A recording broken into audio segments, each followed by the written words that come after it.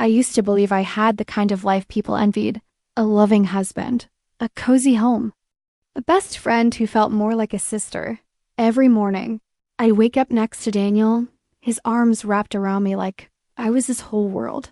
He used to kiss my forehead before he left for work. We had routines, little traditions, Sunday pancakes, movie nights, stupid inside jokes. It wasn't perfect, but it felt safe. It felt real. Dot and Lena, she was there for every moment. My best friend since college. Loud, confident, a little wild, but always by my side.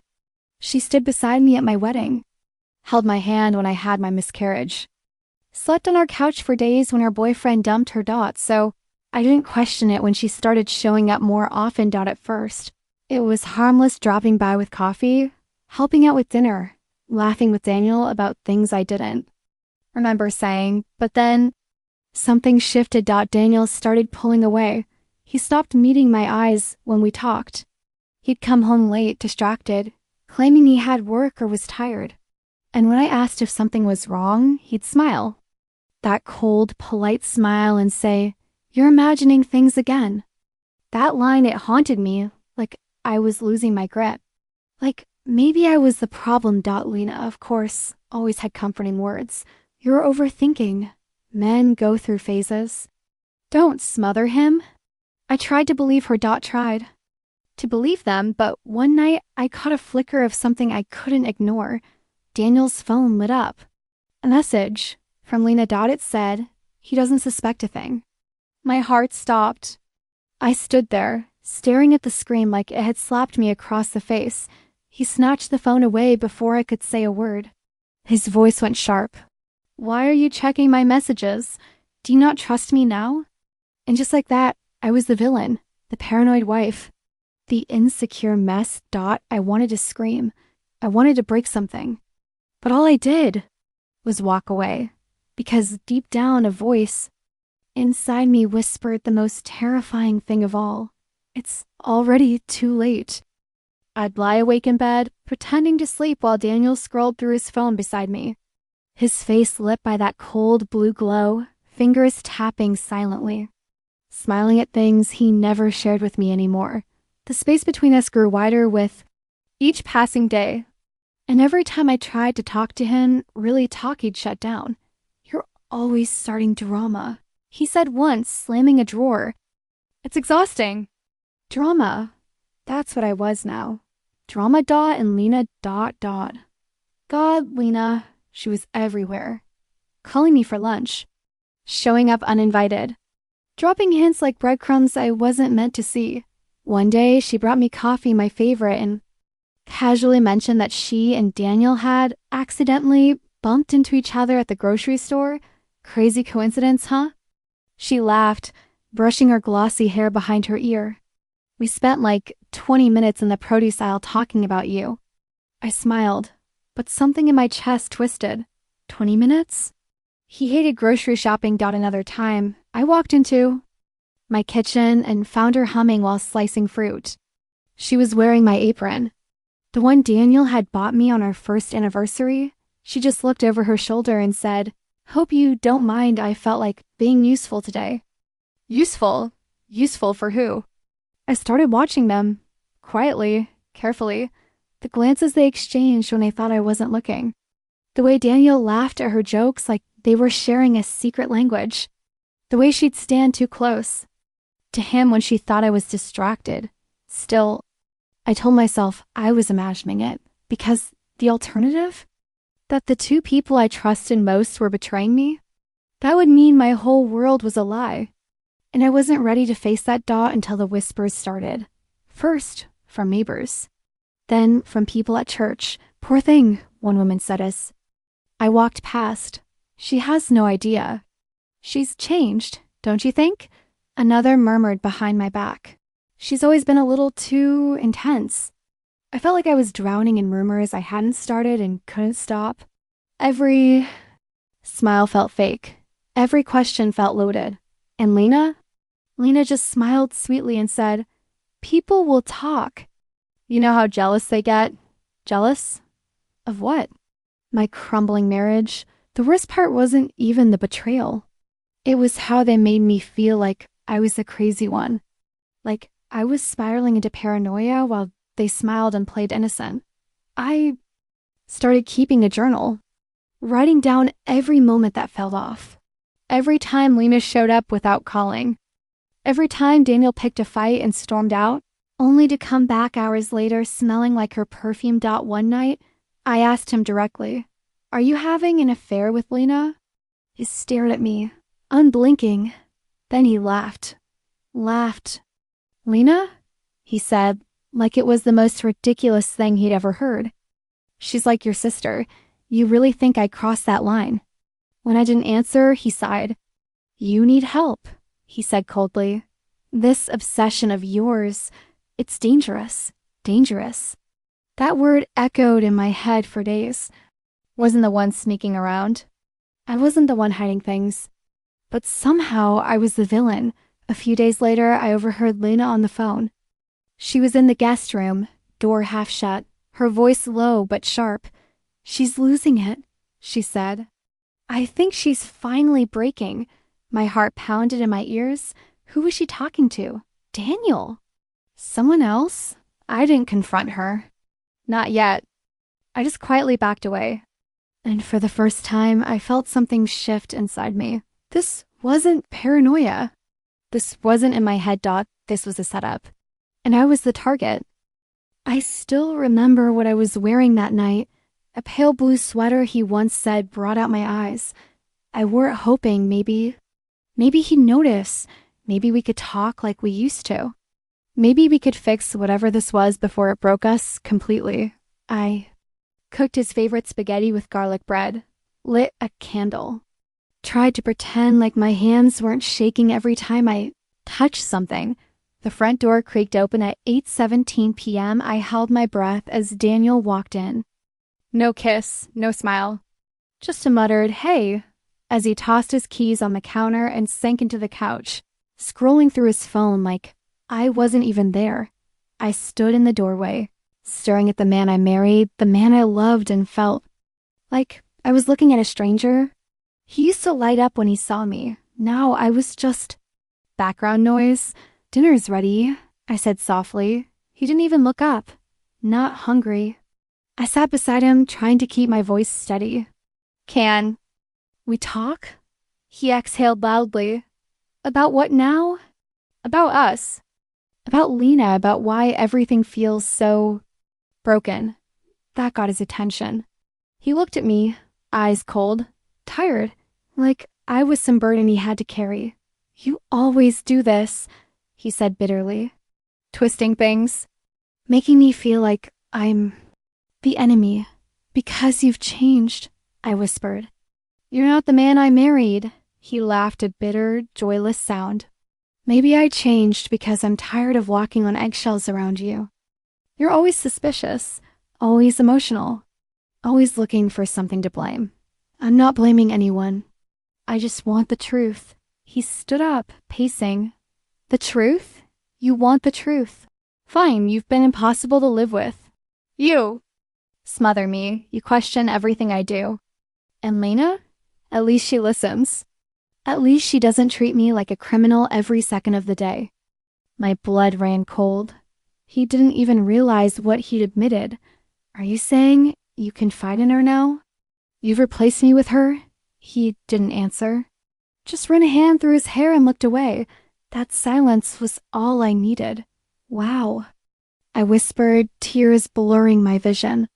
"You don't even have the guts to deny it anymore."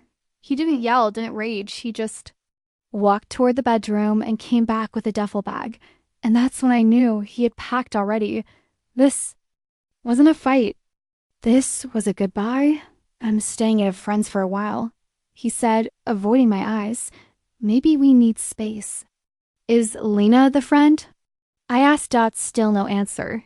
"You're a coward," I said, my voice cracking. "You're letting her destroy us, and you're blaming me for it." He turned to the door. "Believe whatever you want. You always do." And then he was gone. Just like that. No apology, no explanation, no chance to fix it. I stood there, frozen, the smell of garlic bread still hanging in the air. the candle flickering on the table like some cruel joke. I waited for hours, thinking maybe he'd come back. Maybe he'd realize what he'd done. He didn't doubt at 1:03 a.m. My phone buzzed. A message from Lena. I'm so sorry you're going through this. Let me know if you need anything. Love you. My fingers trembled as I stared at the screen. How? How dare she pretend to care when I knew deep in my soul that she was the reason he walked out that door? She destroyed my marriage. And somehow she still wanted to be seen as the hero of my story. It's strange how silence can be louder than a scream. After Daniel left, the house felt like a graveyard. Every creak in the floorboards reminded me of his footsteps. Every empty cup, every shirt in the closet, every dent on the couch cushion whispered his name. But I didn't cry. Not at first. I just sat there, numb, staring at the front door he walked out of, trying to make sense of what had just happened. He left. He actually left. And Lena, she sent a message. A message that made my skin crawl. I didn't respond. The next day I went to my mother's. I told her we needed space. I lied and said it was mutual. That we were just going through a phase. She hugged me and said, it'll all work out. Daniel loves you. And all I wanted to do was scream.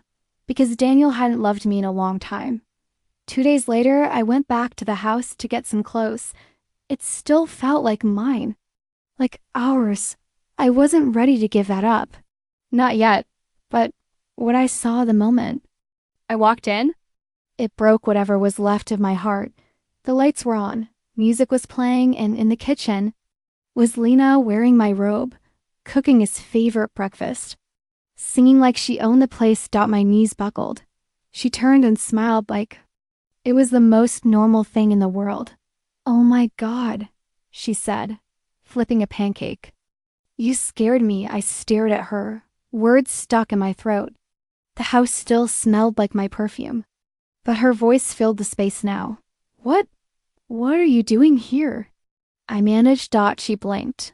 Fake innocence plastered all over her face. Daniel didn't tell you? He said it was fine if I stayed for a while. Just until he figures things out. I couldn't breathe. She walked over, casually sipping coffee from my favorite mug. You weren't even here. I didn't want him to be alone. I left 2 days ago, I whispered. You moved in that fast? She laughed. Relax. It's not like I'm replacing you.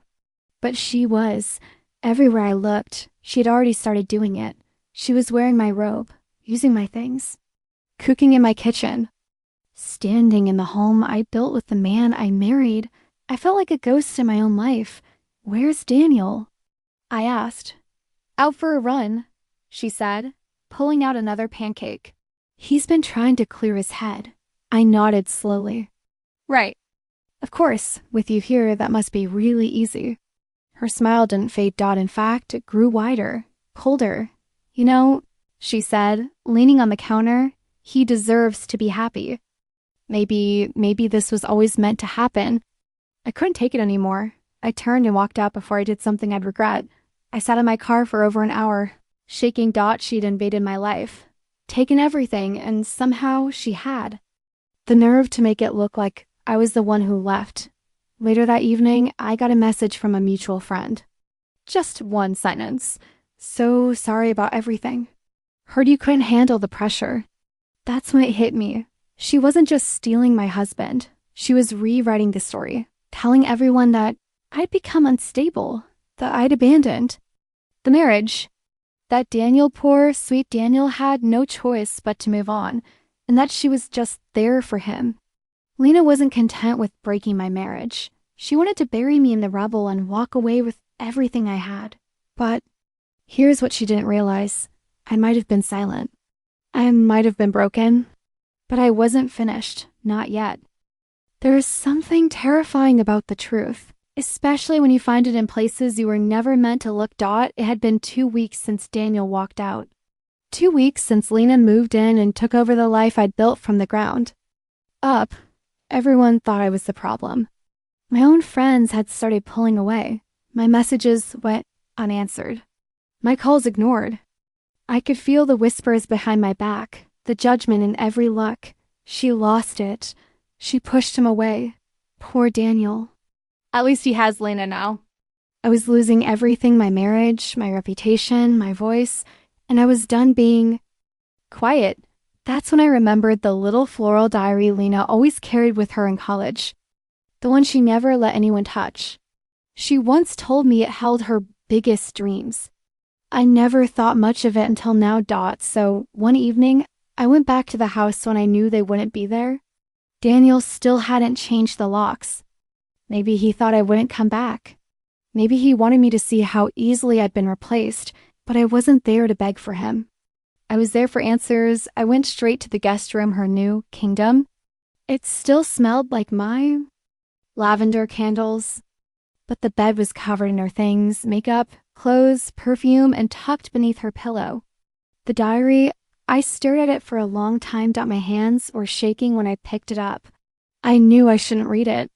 I knew crossing that line meant. There was no going back, but she crossed every line first, so I opened it, and what I found inside shattered me. Entry number 1, 2 years ago. He looked at me today. Really looked. She doesn't see it, but I do. I could make him happy so much. Happier than she does. Entry number 4, she's slipping. She forgets things. She's emotional. I just have to wait. Eventually, he'll get tired of holding her together. Entry number 9, he told me she's been distant. That she blames him for everything. I just listened. That's all I ever have to do, just listen. My breath caught. One kept reading. Entry 13, she made lasagna again. He barely touched it. I made the same thing the next day, and he ate 3 servings. She doesn't notice these things, but I do. Every crack. Every weakness. And I'm going to slip right through them. Entry number 21, month before you left. He said he's confused. I told him I understand, that I'd wait. I wore the red dress she hates. He said it reminded him of our college days. He's already mine. He just doesn't know it yet. I couldn't breathe. This wasn't just a betrayal, it was a plan. Calculated. Cruel. Slowly poisoning my marriage for years, while smiling in my face and calling herself my best friend. She wanted my life, and she took it. I snapped the diary. Shut. Tears blurring my vision. My fingers dug into the cover like I wanted to crush every word inside. How could I have missed it? How could I have been so blind? All those little moments, the jokes, the glances, the way she always understood him better than I did. It wasn't coincidence. It was strategy. She studied me like a game, knew my every move, used every flaw against me. And Daniel? He let her do it? He let her whisper her way into his heart, into our home. While I sat there blaming myself for not being enough. But now I had proof, not just of her obsession, but of her manipulation, her lies, her obsession with destroying me. I left the house quietly, clutching the diary like a lifeline. This wasn't over. Not by a long shot. She thought she won, but she had no idea the kind of fire she just lit inside me. I thought once I had the diary, everything would change, that I could show the truth, and people would finally see Lena for what she really was, a manipulator, a homewrecker, a liar. That Daniel would read her words and realize who he had let into his life and who he had pushed out. But I was wrong. So painfully, humiliatingly wrong. The next morning, I met Daniel outside his office. I didn't call, I didn't text. I just waited there with the diary in my hands and pain in my chest. He looked surprised to see me, then annoyed. Seriously? You're showing up at my job now. I need to talk to you, I said. Just 5 minutes. He sighed but followed me to the parking lot. I handed him the diary. It's Lena's. Read it. He flipped it open half-heartedly, glanced at a few pages, and then laughed. Actually laughed. You went through her stuff? He asked, shaking his head. Jesus, this is insane. Insane, I snapped. You're calling me insane when she's been planning to destroy us for years? She wrote it all down, Daniel. She played you, played me. Look, he shoved the book back at me like it was garbage. I don't care what you think she wrote, he said. You're invading her privacy. And if anything, this just proves how obsessed you are. My hands started shaking. You seriously don't believe me? She's been there for me, he said coldly. When you pushed me away, when you made everything a fight, she's been kind, patient, understanding. I could barely speak. She manipulated you. I whispered. She made you think I was the problem. He stared at me for a moment, and then he said something I'll never forget. Maybe you were. That broke me. I watched him walk away again. Just like he did that night, only this time he took every last bit of hope with him. I tried to tell others, friends, family. I showed them pieces of the diary entries that clearly exposed her intentions. Words that screamed obsession, deception, betrayal, but no one believed me. She's always been dramatic. She's just bitter because he moved on. I always thought Lena and Daniel had a connection. Even my own sister said, maybe it's time to let it go. Let it go? How do you let go of your truth when it's been stolen, twisted, and replaced by a lie that everyone applauds? Lena had spun her web so perfectly. She had positioned herself as the savior, the victim. The woman who stood by Daniel during his marital collapse, and me? I was the crazy ex-wife, the jealous wreck who couldn't handle her marriage falling apart. I'd walk into stores and feel eyes on me, pity, judgment, sometimes even amusement. One woman said to me, "Don't worry, sweetie. If he left that fast, he probably wasn't worth keeping," as if I'd just lost a pair of shoes. Not a decade of love, trust, memories. I started staying in more, ignoring calls, skipping family dinners. Not because I was ashamed of what happened, but because I was ashamed of how easily people believed her. No one asked for my side. No one cared about the truth. They just wanted a neat little story, and Lena gave it to them. I'd scream into my pillow at night, wondering what part of me made it so easy to erase. What weakness she spotted, exploited, and used to turn the world against me. But the more I thought about it, the more I realized something important. She needed to destroy me because I was strong. She envied what I had. Envied who I was. She didn't just want Daniel. She wanted everything I was. And now? She had it, but not for long. Because while she smiled for the cameras and collected sympathy like trophies, I was planning something of my own, something she wouldn't see coming. Because the best way to destroy a lie is to let it believe it's safe. Pain makes you reckless, but betrayal? That makes you strategic. After weeks of humiliation, of being cast as the villain in my own story, I realized something. Fighting the truth with more truth doesn't work when people are addicted to lies. So I stopped begging anyone to believe me, and I started planning. This wasn't about Daniel anymore. This was about Lena, and the web she built so carefully, so cleverly around my life. I studied her the way she used to study me. I watched her posts, her movements, her growing confidence. Every photo with Daniel, every fake smile, every quote about healing and peace while holding the man she stole. But pride makes people sloppy. And Lena? She was getting comfortable. Too comfortable. That's when I created a new account. Fake name, blank profile, no connections to me. I used it to message her one night. "Hey, I've got some stuff you might want to see. About Daniel, about your little love story. Thought you should know what he's been saying behind your back." Within minutes, she replied, "Who is this? Let's just say someone who knows what kind of man you're really dealing with."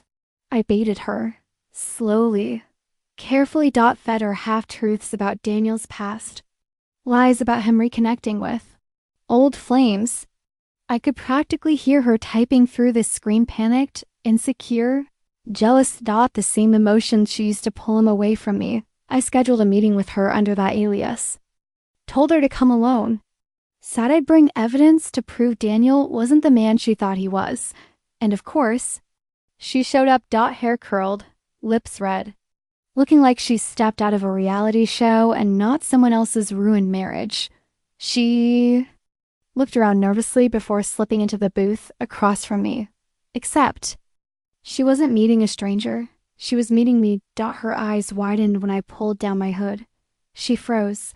"What the hell is this?" she hissed. I smiled. Calm, confident, exactly the opposite of how she wanted to remember me. "It's called checkmate." "I'm not doing this," she said, standing up. But I placed the diary on the table between us, and she sat right back down.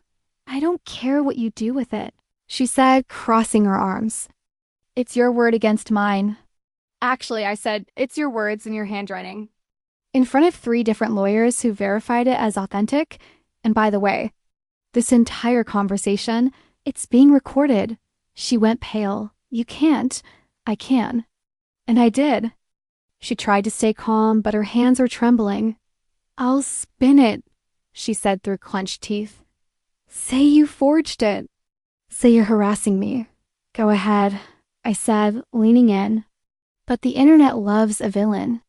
And lucky for me, you wrote your entire downfall in pink ink and glitter pens." She sat back, stunned. "You see," I continued, "you didn't just destroy my marriage. You destroyed me.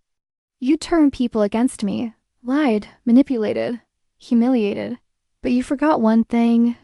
I leaned closer, eyes locked on hers. "I know you better than anyone." Her expression twisted. "So, what do you want? Revenge?" "No." I said, "I want the truth.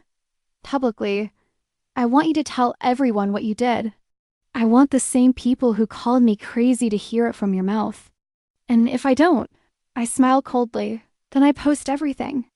The diary, the recordings, the voice messages I collected while you thought you were safe.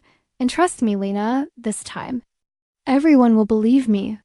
She was quiet for a long time, and then she laughed, a bitter, dry laugh. "You always were smarter than you looked." "No," I replied. "I was always kinder than you deserved." I stood up, leaving the diary on the table. "You've got 24 hours. And then I walked away, high, heart racing, but finally in control again. The trap was set. And the truth? It was about to burn brighter than every lie she ever told. Lena didn't call, didn't text, didn't confess. For 23 hours, I waited in silence. No updates, no apologies, no panic, just calm. Because I knew her. I knew she'd weigh her options. Try to find a loophole. Maybe even think about flipping the narrative one more time. But when the 24th hour hit and the clock struck noon, I clicked upload. The video was only 5 minutes long. It didn't need to be more. A slideshow of Lena's diary entries, synced with timestamps and voice recordings. I blurred personal names, redacted anything private. I wasn't out to destroy her reputation. I was out to reclaim mine. And this time, the internet listened. The views climbed fast. The comments poured in even faster. She planned it? Whoa, this is pure manipulation. Why didn't her husband see through her? She stole a whole life and played the victim. I believe her now. One by one, the people who doubted me, judged me, whispered behind my back.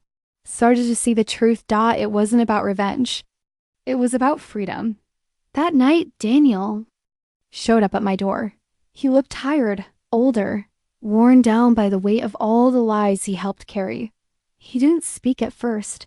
Just stood there, holding his phone like it betrayed him. "I saw it," he finally said. I nodded. "I didn't believe." "You," he whispered. "I'm sorry. Too late for apologies. Too late for regret. Too late to undo the damage. She never loved you, Daniel," I said softly. "She loved winning." He lowered his head. "I thought I was the victim. You were the weapon," I said, "and I was the target." He didn't argue. "I miss you," he said quietly. I miss the version of you that used to protect me, I replied. But that man's gone, and I'm not waiting for him to come back. He stood there, tears in his eyes. I closed the door gently. Finally, the next morning, Lena released a shaky video. Crocodile tears, dramatic pauses, a carefully rehearsed apology. I was lost. I was insecure. I didn't mean to hurt anyone. But no one bought it. The comments told a different story this time. You meant every word in that diary. Save it, girl. You got caught. Apology not accepted. Her followers dropped. Her inspirational quotes disappeared. The pity party didn't work this time, because this time, I had the mic, and I wasn't giving it back. I started writing again, speaking at workshops, telling women that your voice matters, even when the world tries to silence it. That being called crazy is often just the world's way of avoiding your truth. One day, a woman approached me after an event. I watched your story, she said. You saved me from making the same mistake. I smiled, not because I wanted to be anyone's hero, but because I finally became my own . So here's what I know now. People will lie. They will betray. They will spin stories that make them feel safe and make you feel small. But the truth always finds a way. And sometimes justice doesn't come from courts or karma or apologies. Sometimes it comes from standing in your truth alone, bruised but unshaken, and saying, I know who I am, and I will not be erased.